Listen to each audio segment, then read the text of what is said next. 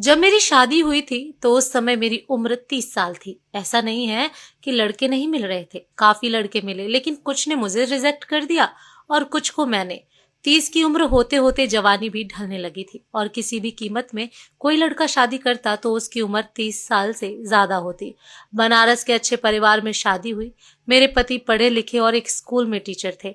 हमारे बीच प्यार था। उनका पढ़ा लिखा होना और मेरा सिर्फ 12वीं पास होना कभी हमारे बीच नहीं आया। चूंकि मेरा परिवार काफी बड़ा था तो सास ससुर ननद सभी थे। सारा दिन काम करने के बाद जब मैं अपनी बहन और भाई से फोन पर बात करती तो वो मुझे बोलते कि तुम अपना ध्यान दो, सिर्फ काम मत करो, तुम्हारी शादी की गई है, तुम कोई नौकर नहीं हो। और मुझे भी उनकी बातें सुनकर लगता कि ये सही बोल रहे हैं।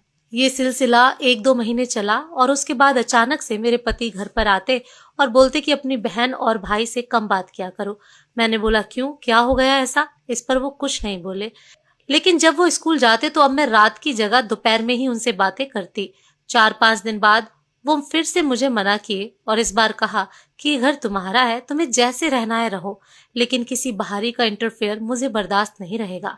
जब मैंने अगले दिन ये बात अपने भाई और बहन को बताई तो वो भड़क गए और बोले तुम बोलो तो अभी घर आके उन्हें बताते हैं।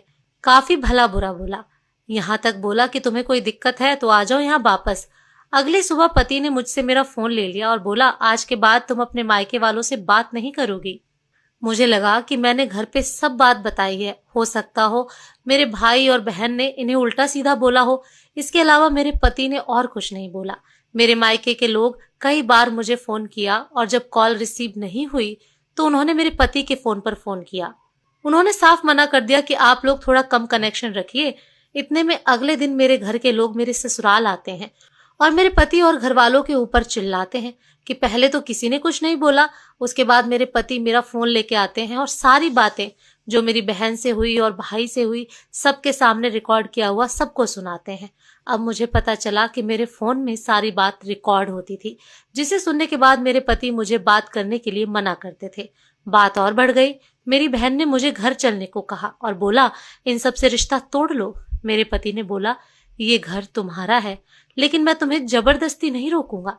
ये फैसला तुम खुद करो, तुम्हें हमारे यहाँ रहना है या अपने मायके वापस जाना है। बस ये याद रखना, अगर यहाँ रहना है तो अपने मायके वालों से रिश्ता तोड़ना होगा और अगर मायके जाना है तो मुझसे रिश्ता तोड़ना होगा। मेरे भाई ने बोला ऐसे परिवार में रहना जेल में बंद होने जैसा, तुम हमारे साथ चलो, इससे अच्छे घर में तुम्हारी शादी होगी।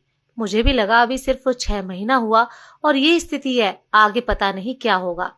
मैं अपनी बहन और भाई के साथ मायके वापस आ गई।